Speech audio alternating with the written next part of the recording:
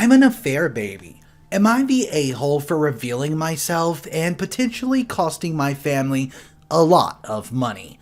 Let me tell you exactly how this happened. I, 21 female, am an affair baby. My dad cheated on his ex-wife with my mother. They were married for 10 plus years. And 2 years into the marriage, my dad quit his job to start a business, while his wife became the sole majority breadwinner. Eventually, my dad's business became very successful, and he was ranking in hundreds of thousands of dollars as personal profit. Around that time, he became involved with my mom.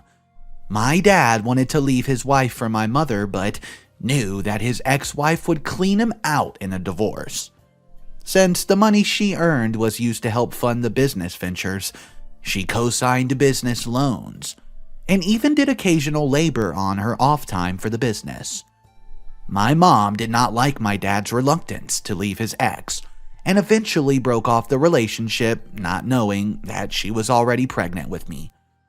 When she found out, the plan was always to give me up for adoption, so she felt the need to tell my dad, but on the day that I was actually born, she changed her mind and decided to keep me. I was around 2 years old when my parents re-established contact, and by that time, my dad had convinced his ex-wife to sign a post-nuptial agreement with an infidelity clause that would be heavily in the hurt party's favor if ever proven. Up until that time, my mom kept saying that I was the result of a one-night stand, but when she and my dad decided to get back together, after my dad's divorce, she finally told him about my paternity. He was not happy and told my mom about the infidelity clause. They decided that I would best to be kept everything between themselves, in the hope that this ex would not find out. I didn't even know for the majority of my life and just thought that my dad was my stepfather. Because I grew up not knowing who my bio dad was, I wanted to do an ancestry test, and my mom and dad were vehemently against it. Knowing that I was still going to do it, they decided to tell me the truth. I got so mad at my dad, and did it anyways thinking they were lying. I ended up matching with several members of my dad's family, and everything blew up. The ex-wife has now reached out through the lawyers about petitioning the courts to renegotiate the terms of the divorce settlement, as I'm living proof of infidelity. If the courts are granted the right to renegotiate, then my dad's ex may be able to take it all, if not the lion's share of it, and a lot of people on my mom's side of my family lean on my dad and his financial support. Am I the a-hole? Also, edit because I want to clarify. Number 1. My dad did not know about my existence at the time he and his girlfriend signed the agreement. Number 2. At the time, my mom was in a relationship with someone else, the son of a family friend. So, they were both discreet, and it looks like I'm the only actual proof that there was any cheating. Number 3. So far, only some cousins on my mom's side and her siblings are upset, because up until now, my dad was in a financial position to pay for everyone's college expenses out of pocket. That has now been put on hold, and they may end up having to take out loans. Number 4. While my dad is upset about possibly going back to court over this divorce, he's yet to direct any of his anger towards me. And number 5. Yes, my dad has children with his ex. I matched with one of them and they told their mom, so that's how she knows. And before you ask, I don't really have a relationship with them.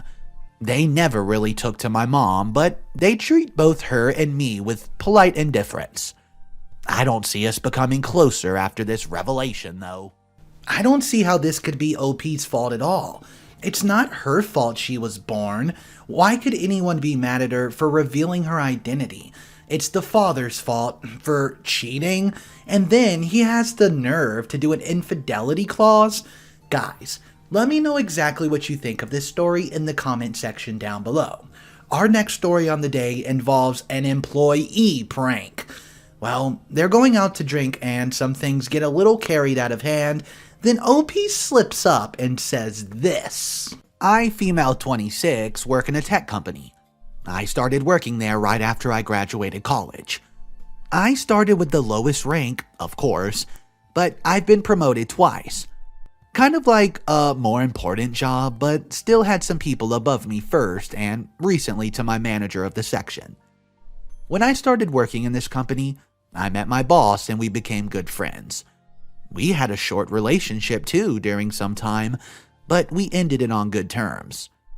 My coworker don't know this, or at least they can't be 100% sure if we dated, because we never told anyone.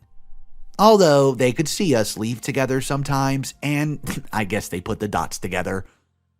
While we were dating, I got my first promotion, and people made some comments. Because I was fairly new, although I did work a lot for that promotion, but I just ignored their thoughts. Recently, as I said, I got another promotion, and my coworkers wanted to go out to celebrate. I agreed, and we went to a bar. Not many of us, just the department I work at. And not even all of them, there's just like 12 of us. We had some fun, but then one of my coworkers told me I should be proud of how much I worked to get this promotion. And another one of my coworkers, she's a woman, told me I must be tired from work, especially the inside the sheets work. They all started laughing and make jokes about it, like if making our boss fall in love with me was my plan all along, calling me a strategic woman, and telling me I must suck beep. Because our boss got me 2 promotions. I obviously was angry and embarrassed, so I reminded them that even if I was dating him, he could not give me promotions because we have other bosses too, and our boss can make that kind of decisions by himself. But they just brushed me off, telling me that his opinion matters, and he can easily convince the other bosses to promote me if he wants to. I told them it's really disgusting that they were implying that I'm this type of person, that I need to sleep with our boss for a promotion, and I paid my bill and left. The next morning, I went to hand them a project that our boss asked us to finish.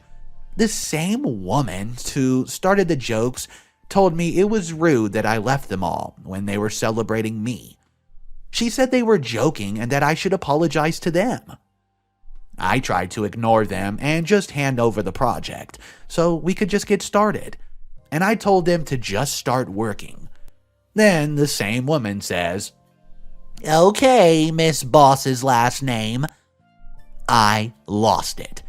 I yelled at them to shut the duck up and get to work already, or I'll fire a report with HR. They all left work after that. I've talked to my boss about this and he agrees with me, but then I told my brother what happened, and he thinks I shouldn't have yelled at them. Although he does agree that they were rude with me. My mother also thinks that. Now, I'm kind of confused as if I was the a-hole or not, and my brother recommended me to post here. Quick little edit, I've talked to my boss about this again. He told me our company does not have an anti-dating policy. I also checked it myself. I decided not to go to HR just yet. I'll try to make things peaceful between me and my coworkers again. But my boss did recommend me to write a report just to have a written proof of what happened. I think the coworkers were completely out of line, and OP had every right that she did to step in like that. Let me know exactly what you guys think of this story. Have you had any similar situations at work when you're hanging out with coworkers and one of them tells you something that you did not want to hear? Drop it down below, subscribe to the channel if you're new, and here comes the next story of the day. Here's a transcript of the text conversation of me quitting, since I don't know how to post the images. Trigger warning, intense gaslighting, and entitlement ahead. This is me. Hello, I wanted to let you know that I'm quitting babysitting. The job I've been doing while babysitting is not the job I was hired for. I was told I will be putting the kid to bed and sitting out in the living room while he sleeps. But that's not what I've been doing. I've been spending most of my time babysitting him while he's awake, often until or past midnight. His dependence on the TV and iPad has made caring for him extremely challenging. I'm grateful for the opportunity to care for your child, but this job is not a good fit for either of us. For the 3 nights I worked this past week, I'm owed $225, $75 per night. I would appreciate it if you would Venmo me that as soon as possible. Former employer says, "Alright, I'll send it in 15.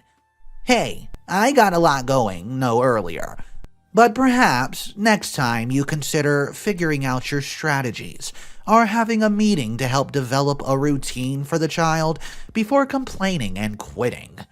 I understand you want to quit, but when it comes kids, each caregiver has to establish trust and relationship with the child." I read a story to the kid and sat next to him until he slept. I've been working with kids for over 10 years now, and strongly focus on their social developmental growth. If you're thinking of doing this in the long run, maybe consider taking some child development courses, just to help back up your statement, plan, and salary. Lastly, keep in mind I used my gas to drop you off when technically I didn't have to. But good luck. Keep an eye out for that Venmo on the 15th. Okay, wow. My thoughts. If money for gas is an issue, why not bring that up during the interview process? Don't act like I should be so grateful for the 5 minutes you spend driving me home when it was discussed in the terms of employment. And for the child course stuff, oh boy, this has shown me that working in a daycare does not make you competent enough to care for your own child. She completely ignored what I said about the iPad, but I expected that. Also, if we were to have a meeting to bring up issues, the only solution we could work towards would include changing her parenting, not me making adjustments to my child care. A meeting between the two of us would not have helped her parenting or made my job better. Okay guys, I'm going to rant now, so prepare yourself for this rant. She told me to take child development courses and that she's been working in childcare for 10 years. That's a bit ironic, as you would think someone who has that kind of education and experience would not send their child to bed with an iPad. I don't have formal education or experience in childcare. What I do have is experience working with children of similar age, who don't go to bed with an iPad, who don't throw food on the ground, and who don't slap or bite me. The child had little to no interest in playing or doing anything that wasn't his iPad or watching YouTube on TV. He was hyper and starving for attention. He had no idea how to cope with the absence of extremely high levels of stimulation. I was hired under the impression that she would feed him dinner, bathe him, and I would put him to bed, sitting in the living room for most of the night while she's at work. We agreed that I would provide my transportation to work, but as I was getting off so late, even up till 4 a.m., she would either drive me home or pay for an Uber. My normal rate is $15 an hour for one child. Her and I both live in one of the most expensive areas of the United States. I've been constantly babysitting for over 3 years with several families, and I'm still very close with all of them. I have experience in childcare. I charged her well below the market rate of $10 per hour because, well, I thought I would be spending most of the time not directly caring for the kid. She advertised the job as super easy, and it was not what was advertised. The kid would not eat dinner, and he was nearly impossible to dress or brush his teeth. Any activity that did not involve a screen was either boring, or we would make it next to impossible to do by treating it like a game. Getting him dressed? Oh, time for him to roll around on the floor and grab his clothes and not let me take them. Brushing teeth? Time to bite his toothbrush for the next 20 minutes while I attempt to brush. I want to make it very clear. I'm not expecting to babysit an obedient robot. I'm aware that children are full of energy and aren't many adults. My issue is with the obvious cause of this behavior. I try to implement positive redirection and validate his feelings. For example, I attempted to get him to stop biting his toothbrush by telling him this: "Hey, let's make silly faces in the mirror for 30 seconds, and then I need you to focus really hard for me so we can brush your teeth." He went right back to biting his toothbrush after the faces. He refused to eat dinner. He expected to be able to play on his iPad during dinner. Of course, he would not eat his dinner, he would just play on the iPad or watch YouTube. I would encourage him to eat and explain that he would be hungry later if he didn't. I tried making a game out of it. None of that worked. One night, he barely touched his dinner. During the night, he came out 4 times saying he was hungry, and he's not gotten any sleep at this point since he was in bed on his iPad. I fed him snacks and let him know that it was bedtime. He did not end up falling asleep until around midnight. The next night, I decided to limit the technology during dinner so that he would actually eat. Over the next hour, he maybe ate 5 little bites of food. He hit and bit me, throwing food on the floor, and flung his body around. He would drop to the floor and bang his head on things or jump off the back of the couch. At one point, he stood up on the back of the couch and prepared to jump off. Before he jumped, he turned to me and asked, "Do you want me to die?" I was shocked. My best guess is he was warped perception of death is due to playthrough style on the video games he watches. I was about to call the mom and quit right then and there. Other things in that house made me very uncomfortable, especially how she treated her dogs. She got one of her dogs registered as an emotional support animal. Yeah, it's not one. So that she could keep it in her apartment even though that breed of dog is not allowed. She told me she got a letter from her doctor saying she needs the dog for emotional support. She encouraged me to use a shock collar on the dog. No thank you. She literally told me during the interview to put him to bed with his iPad. This child would emerge from his room at 11 p.m., complaining that his iPad was dead and he was bored and not tired. I will admit, I was not perfect. I should have spoken up during the interview and on the drives home about certain things that made me uncomfortable. But speaking up about that, or what I felt like, I would be criticizing her parenting. Am I an a-hole for quitting? And here's a quick little update. I got paid the $225 in full on the date she said she would pay. My older sister, who is a well-established nanny in the area, will be posting on several local childcare and nanny groups about my experience with this woman. She will not explicitly say not to work for her, but she will share my experience of working for her. I don't want any legal action to happen, so I will make sure my sister does not take it too far. However, I'm not really worried. In the meantime, I'm going apple picking tomorrow with my family. The family that I used to babysit for and whom I respect immensely, and I get along with exceptionally well. I think the craziest part of this story was that the mother claimed that she had years and years of child development courses, but who lets a 4-year-old go to bed with an iPad? I don't know, I'm no expert, but that just seems like the bad move. Let me know in the comment section down below what you guys think of this story. That's all the content I have for you today. If you enjoyed today's story, smash that like button and show the channel a little bit of support.